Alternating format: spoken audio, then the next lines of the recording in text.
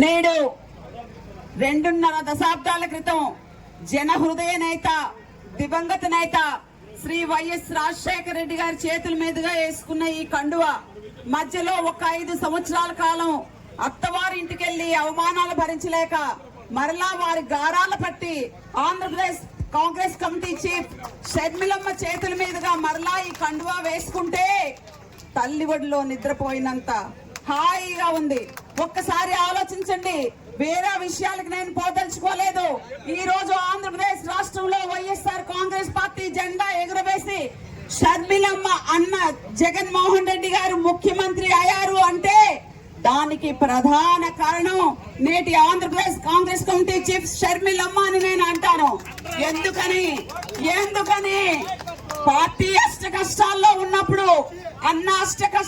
ఉన్నప్పుడు వైఎస్ఆర్ కాంగ్రెస్ పార్టీ ఎత్తిన జెండా దించకుండా ఆంధ్రప్రదేశ్ రాష్ట్ర వ్యాప్తంగా 3200 కిలోమీటర్లు ఎండనక వాననక భర్తను విడిచి ఇల్లును విడిచి చిన్నారులైన తన బిడ్డను విడిచి పర్యటనలు చేసి జగనన్న వదిలిన బాణాన్ని వైఎస్ఆర్సీపీ పార్టీని ఆశీర్వదించండి, ఫ్యాన్ గుర్తుకు ఓటు వేయండి అని తిరిగి ఆంధ్రప్రదేశ్ రాష్ట్రంలో రాజశేఖర రెడ్డి గారి తనయుడు జగన్మోహన్ రెడ్డి గారిని ముఖ్యమంత్రి చేసిన ప్రధాన వ్యక్తి వైఎస్ షర్మిలమ్మ. దీన్ని మనం అందరం ఒప్పుకోవాలి. అయితే షర్మిలమ్మ నిస్వార్థంగా ప్రతిఫలాన్ని ఆశించకుండా నిస్వార్థంగా సేవ చేస్తే దైవమే దైవదూత ద్వారా సాక్షాత్కరించి ప్రతిఫలాన్ని ఇస్తుంది అని ప్రభు జీసస్ చెప్పారు. ఆ మాట కట్టుబడి శ్రీమతి సోనియా గాంధీ గారు దైవమైతే దైవదూత ద్వారా, రాహుల్ గాంధీ గారు మల్లికార్జున ఖార్గే గారి ద్వారా ఈ కాంగ్రెస్ పార్టీ కండువాను కప్పి అమ్మా షర్మిలమ్మ, నీ నాన్న నమ్మిన పార్టీ, నీ నాన్న ఉన్న పార్టీ, నీ నాన్న బాగుపరిచిన పార్టీ, 2 సార్లు ముఖ్యమంత్రిగా ఆంధ్రప్రదేశ్ రాష్ట్రంలో కాంగ్రెస్ పార్టీని బలపరిచిన వైఎస్ రాజశేఖర రెడ్డి గారి తనిగా దేశ సమగ్రత కోసం, సమైక్యత కోసం, లౌకికవాద పరిరక్షణ కోసం నిరంతరం పోరాటం చేసే కాంగ్రెస్ పార్టీకి మీ సహకారం అందించమ్మా అంటే నిస్వార్థంగా లత్వహరం కామే రాజ్యం నా పురం నా సిద్ధం అని కామ రాజకీయ కాంక్ష లేకుండా నిస్వార్థంగా సేవ చేస్తున్న షర్మిలమ్మ నాయకత్వాన్ని బలపరచాలని, ఆమె చేతులు స్ట్రెంగ్థెన్ చేయాలని ఈ రోజు నేను వైఎస్ఆర్ కాంగ్రెస్ పార్టీని వీడి మరలా నా పుట్టిల్లైన నా తల్లి అయిన సోనియా గాంధీ గారి ఒడిలో నా చిట్టి చెల్లెలైన షర్మిలమ్మ నాయకత్వంలో షర్మిలమ్మ అడుగులు వెనకాల నేను అడుగులు వేయాలని ఈ కడప జిల్లాలో మరలా ఆమెతో కాంగ్రెస్ పార్టీ కండువా అనే ఆయుధాన్ని నేను వేశాను. ఒక్క విషయాన్ని కడప జిల్లా ప్రజలకు అభ్యర్థన చేస్తున్నాను. ప్రతి 5 సంవత్సరాలకి ఒకసారి ఎన్నిక వస్తుంది.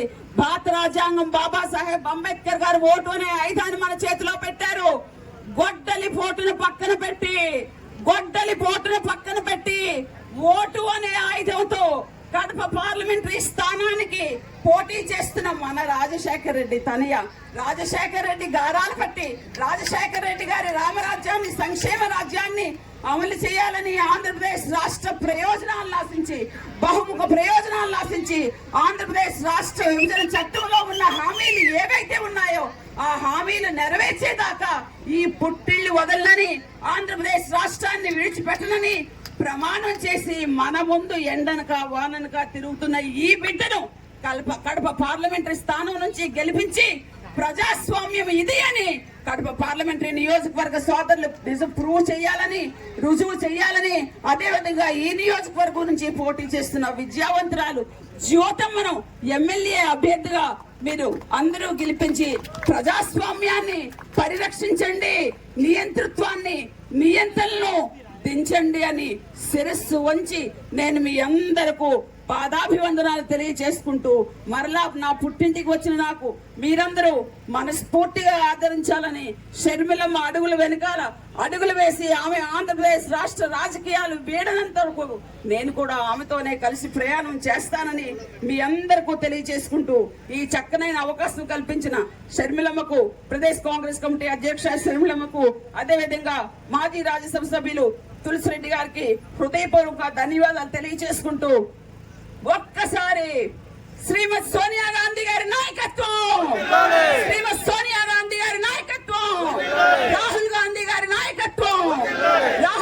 గారి నాయకత్వం, ఆంధ్రప్రదేశ్ రాష్ట్రంలో రాజశేఖర రెడ్డి గారి గారాల పట్టి వైఎస్ షర్మిలారెడ్డి గారి నాయకత్వం.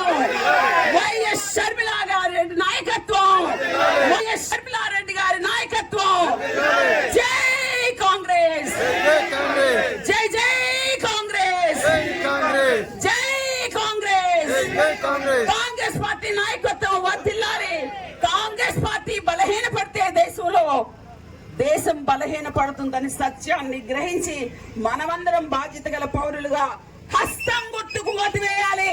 మన గుర్తు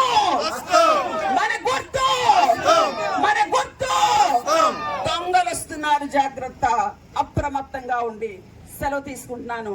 మరి ఒకసారి షర్మిలమ్మ గారికి హృదయపూర్వకమైన కృతజ్ఞతాబోధనలు తెలియజేసుకుంటూ సెలవు తీసుకుంటున్నాను. Thank you.